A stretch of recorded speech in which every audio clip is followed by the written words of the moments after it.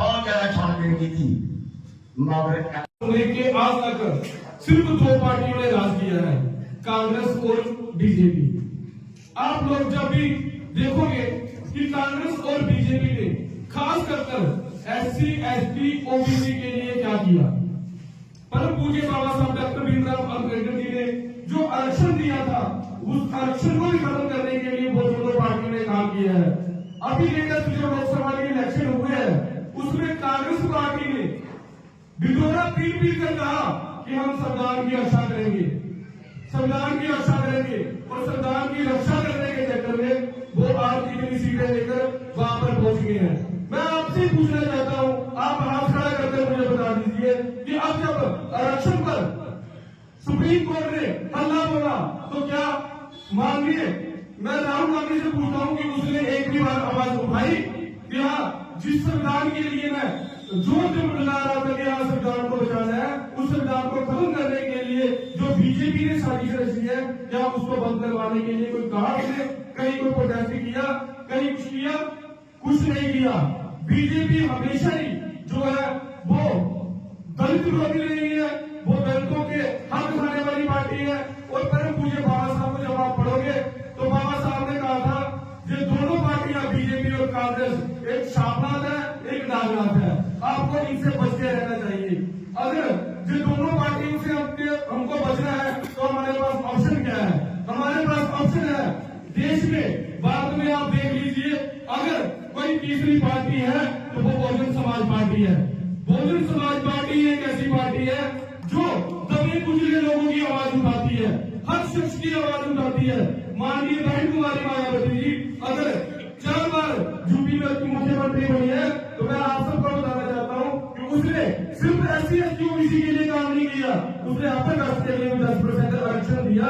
और उसने अपनी जो हमारे पर टैग लगाया जाता है, जो एससी, एसटी, ओबीसी लोग हैं इसे तो हाथी वाले हैं, वो आप किसी भी पार्टी को दे लो। मैं आपको कहता हूँ कहीं देख लेना, आप कहीं वोट दोगे तो आपका सीधा आ जाएगा कि ये जो एससी, एसटी, ओबीसी के लोग हैं, जो तो बसपा के लोग हैं, जो हमें बात कभी भी वोट नहीं देते हैं। इसकी ताजा उदाहरण लोकसभा इलेक्शन गुरु साहिबान का एक श्लोक है, नरपत एक सिंहासन सोया सुपने ते बिहारी, अस्त राज विष्णु कृपाणो सोनत गई हमारी। इसका क्या है, वो एक एग्जाम्पल के जरिए समझाना चाहते हैं तुम्हारा।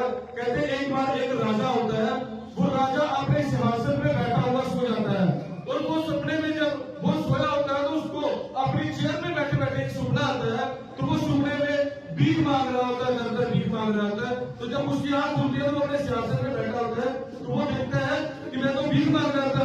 तो वो फिर भी अपने जो है प्रजा को, अपने जो मंत्रियों को कहता है कि देखो कहीं कोई गलत काम तो नहीं हो रहा है, मुझे उस चीज से बचाना है। पर आप लोग जो इतिहास पढ़ोगे तो आप लोग इस देश के शासक हुआ करते थे, आप लोग सम्राट अशोक के टाइम आप लोगों का राज हुआ करता था। पर आज हम उस चीज से पीछे हट गया, हमारा तो राजपाट भी चला गया, तो आज भी हम कुंभकर्ण की नींद सो रहे हैं। मेरी आप सबसे गुजारिश है कि अब हमें अगर बीएसपी को जिताकर रमन कुमार जी हमारे जो कैंडिडेट है जसरोटा से, मैं आपको ये भी बताना चाहता हूँ कि रमन कुमार जी इकलौते ऐसे कैंडिडेट है इस कॉन्स्टिट्यूशन में जो लड़ रहे हैं, क्योंकि गर्भ सीट में तो सिर्फ अकेला जी हमारा रमन कुमार जी है, और ईमानदार, निष्ठावान और हिम्मत से लड़ने वाले, कहीं भी किसी को समस्या होती है। अभी कुछ दिन पहले पिछले 2-4 महीनों की बात है, जहाँ पे एक समस्या होकर दिन रात उनके घर बैठा रहा था कि हाँ मुझे बताओ हम आपके साथ हैं। तो हर जगह के रमन कुमार जी जो है आपकी आवाज बढ़ने के लिए, आपकी आवाज बुलंद करने के लिए हर पल तक हाजिर रहेंगे। और बहुजन समाज पार्टी की हमारे जो रैपरों की विचारधारा है उसको जो जन जन को पहुंचा रहे हैं। और मैं आपसे वादा करता हूँ कि अगर रमन कुमार जी को आप एक बार असेंबली में भेज दोगे तो दोबारा आप भूल जाओगे जो रोटा में कोई और कैंडिडेट जहाँ पे आएगा, हर बार रमन कुमार जी हो गए, ऐसे के काम करके आपको दिखाएंगे। मैं इसी के साथ जय भीम जय भारत। का रेट था 1200 रुपए ट्राली, और बजरी का रेट था 1500 रुपए ट्राली, और पत्थर मिलता था 500 रुपए ट्राली। आज भी रेट 1,30,000 रुपया है, लेकिन साथियों रेट जितने भी हैं 3,000 से नीचे पत्थर बजरी नहीं मिल रही। ग्रांट जो है 1,30,000 की जगह 2,60,000 की क्यों नहीं हो सकती? साथियों का शर्त एक है, नियत साफ होनी चाहिए करने के लिए। हमारे घरों में इन्होंने एक टॉयलेट टैक्स लगा दिया है, 12,000 की फ्लैश बना के 2 महीने में वो फ्लैश भर जाती है। मुझे आप बताओ कि 12,000 में कोई फ्लैश बनती है? बताओ, बनती है 12,000 में कोई फ्लैश?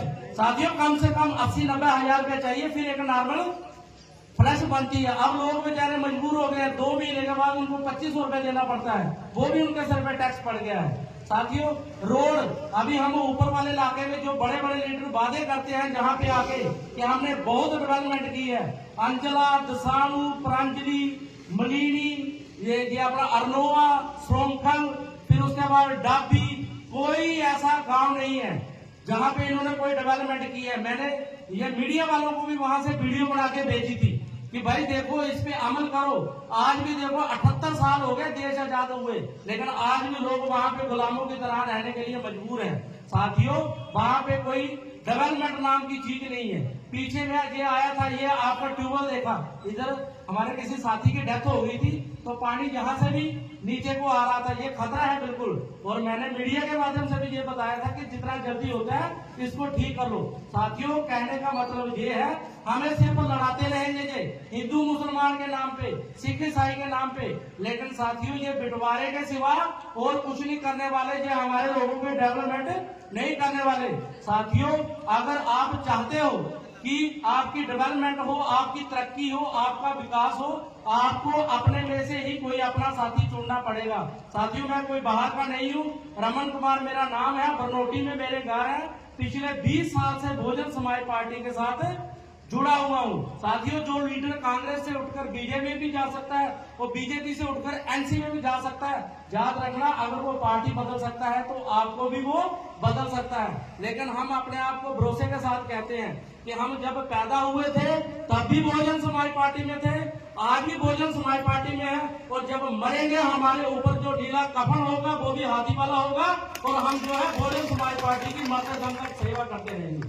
तो साथियों आगे भी हमने मीटिंग का टाइम रखा हुआ है, अगर मेरे से किसी जज्बात में अगर किसी के खिलाफ कोई गलत लफ्ज निकल गया हो तो मैं सबसे माफी चाहता हूं, और आपसे उम्मीद भी रखता हूं कि ये पढ़ियारी गांव जो है ये हमारा अपना गांव है, जहां से 100% वोट जो है वो एक डेवलपमेंट के नाम पे पड़ेगा, वो बहुजन समाज के नाम पे पड़ेगा। और मैं अब आपके साथ 2-3 नारे लगाऊंगा, आपने उसका जवाब देना है। सबसे पहले संविधान की रक्षा कौन करेगा? आपने बोला हम करेंगे, हम करेंगे। संविधान की रक्षा कौन करेगा? हम करेंगे, हम करेंगे। संविधान की रक्षा कौन करेगा? हम करेंगे, हम करेंगे। बाबा साहब डॉक्टर भीमराव अम्बेडकर जी अमर रहे, अमर रहे। बाबा साहब डॉक्टर भीमराव अम्बेडकर जी अमर रहे, अमर रहे। माननीय श्री कांशीराम साहब जी अमर रहे, अमर रहे। मुजोत्रा साहब, मुजोत्रा साहब अमर रहे, अमर रहे। जय भीम, जय भारत।